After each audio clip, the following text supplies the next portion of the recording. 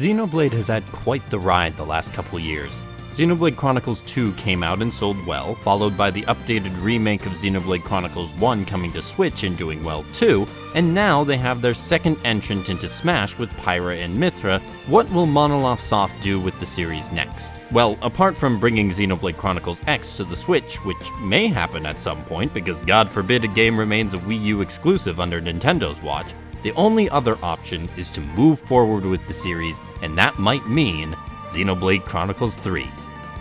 Or Xenoblade Chronicles X2, but I doubt they'll go that route. As usual in this series, I will be conjecturing on what a Xenoblade Chronicles 3 game could look like while also talking about my hopes for the game, however unrealistic they may be. I have kept story spoilers out of the video, but I do also know there are incidental spoilers for at least Xenoblade 1, so be cautious if you want to go into the series with as little information as possible. Although I will say, if you're not familiar with the Xenoblade Chronicles series, this may not be the video for you. As usual, feel free to add your own predictions into the comments, and I hope you enjoy the video. Some background for the series first though. Xenoblade Chronicles is a series of open-world real-time combat JRPGs developed by Monolith Soft and published by Nintendo. Thus far, there have been 3 main entries and 1 prequel story to Xenoblade 2 called Torna the Golden Country. Xenoblade 1, 2, and Torna are the most well-known. They all have anime-esque colorful art styles and lean more towards fantasy than sci-fi than the other game, Xenoblade Chronicles X, with its less colorful art style and very science fiction plot. Additionally, Xenoblade 1 and 2 place more emphasis on the story as they star unique protagonists in Shulk and Rex, whereas Xenoblade Chronicles X stars a player-made silent protagonist and focuses more on gameplay. The gameplay loops for each game, though, are pretty similar with a few notable changes between all 3 entries. The most recent game was the revamped version of Xenoblade 1 called Xenoblade Chronicles Definitive Edition, which came to the Switch in 2020. With the series' notoriety growing, this is a crucial point in the series for how they will take the next steps to secure their place in the JRPG world. What will the next game look like, however? Based on sales numbers, the choice seems obvious to me that a prospective Xenoblade 3 would be more likely to follow in the footsteps of 1 and 2 over X, although to be fair, X did have the weakest console to work with of the 3 games, which absolutely affected sales. While for the most part this is what I'm hoping for because I think the fleshed out cast and dynamic story of 1 and 2 are a better fit for the series moving forward, I do think there is at least one area where 3 should take from X instead. I'll get to that area in due time, but first I'll start with the story. Each Xenoblade story thus far has been mostly self-contained, specifically taking place in their own world. I see no reason not to continue that trend, although I wouldn't be surprised if they wanted to revisit the Bionis and Mechonis maybe down the line, but significantly after the events of Xenoblade 1. They'll likely keep the Titans being the main land masses in the Sea of Cloud style, and I hope the Titans are living like in Xenoblade 2 because I think that gave them more character than 1's dead Titan land masses.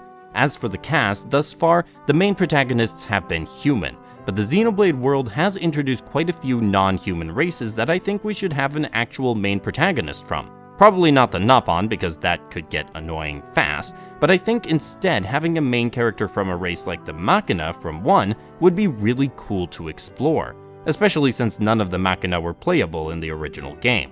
Otherwise, my thoughts on the protagonist are my usual JRPG protagonist wishes. Protagonists in their 20s and female protagonists are sadly underrepresented in the genre, and I would welcome one in Xenoblade 3, although I definitely don't expect one. The rest of the cast can be whatever Monolith Soft wants, but I do hope they make sure the group has a good dynamic, which is one of the things I think 2 and Torna the Golden Country did better than 1 with its main cast. Now, apart from the Titans and different races of creatures from humanoid to distinctly not, what else do I hope they keep from prior games when it comes to world building? Well, there are 2 main things. First off, I really would like them to keep the blade and driver mechanic from 2 because I still think there's so much to explore with those dynamics that 2 didn't get the chance to fully dive into. There are plenty of things to change with blades, specifically from design to gameplay, but I definitely don't think the idea of blades and drivers is a fundamentally broken idea story-wise. In fact, I would argue the exact opposite. Used effectively, the relationships established by this dynamic gave 2 and Torna the Golden Country their most impactful story moments, and I'd love to see it explored more.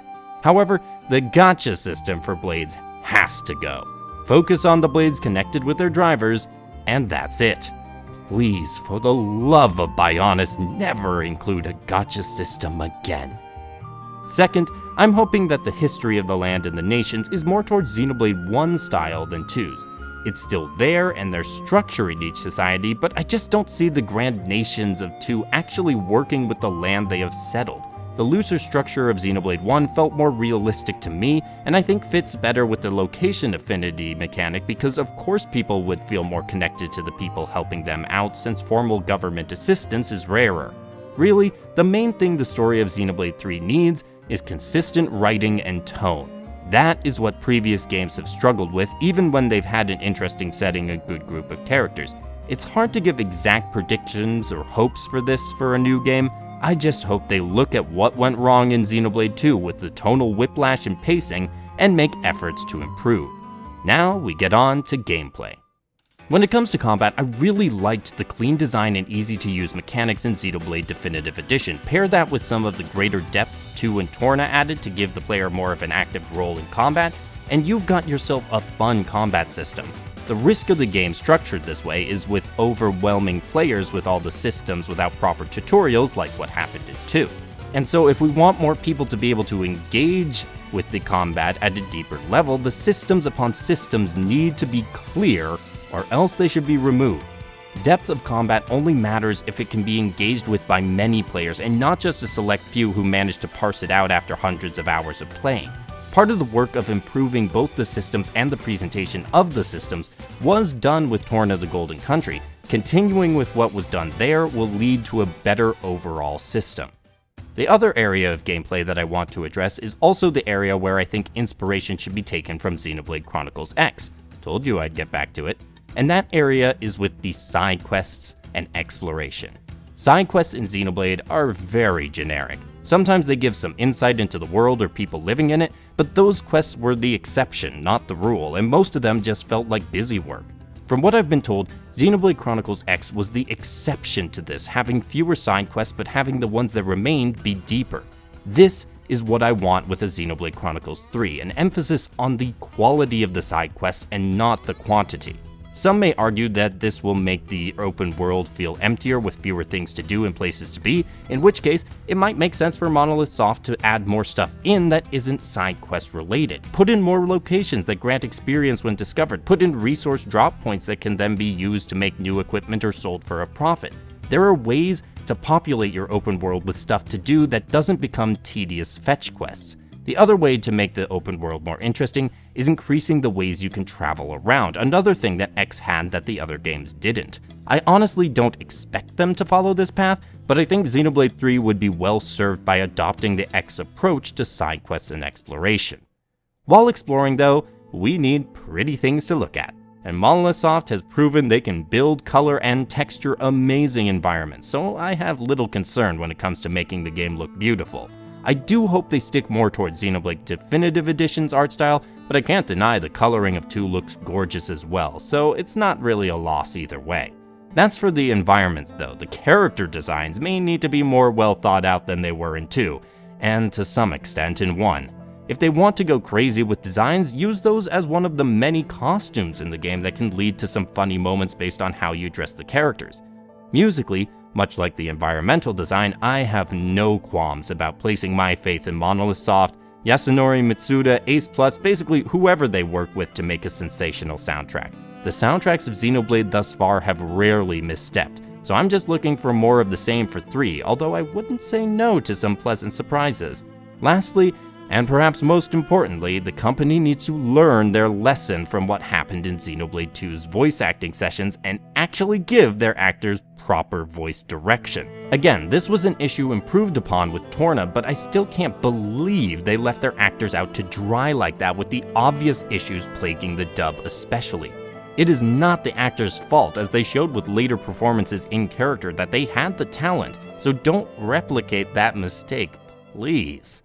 Finally, we come to the great part of the video when I nail exactly when a potential release date for a future game is and never miss the mark ever. Considering Monolith Soft's continued work on Breath of the Wild 2, along with the recent release of Xenoblade Definitive Edition, I feel comfortable saying that it'll be a little while before Xenoblade 3 comes out.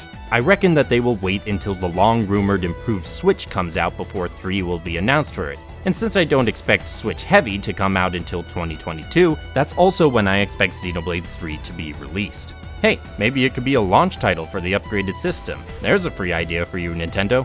Side note, if this does turn out to be the case, they are obligated to give me a free copy, so not really a free idea, but hey, mostly free. Of course, given the chaos that is the world at the moment, all timelines could vary wildly, but I do expect that Xenoblade Chronicles 3 is in the works and will be in our hands to play within the next couple years. That's it for my thoughts on a Xenoblade sequel and what I expect and hope for in the game. Mostly what I hope for. But it's hard to predict what game companies are thinking sometimes. Xenoblade Chronicles has had a strange history as a series, but its recent success and prominence makes me think we'll be getting more of it soon. Nintendo and Monolith Soft know that we want more Xenoblade, and I hope they're ready to deliver a game that satisfies even the grumpiest Xenoblade fans. I hope you grumpy fans also enjoyed the video, along with you non-grumpy fans as well, and if you did, please give a like and comment below what you want or expect to be in Xenoblade Chronicles 3. Subscribe to keep up with the channel and whatever videos I'll post next.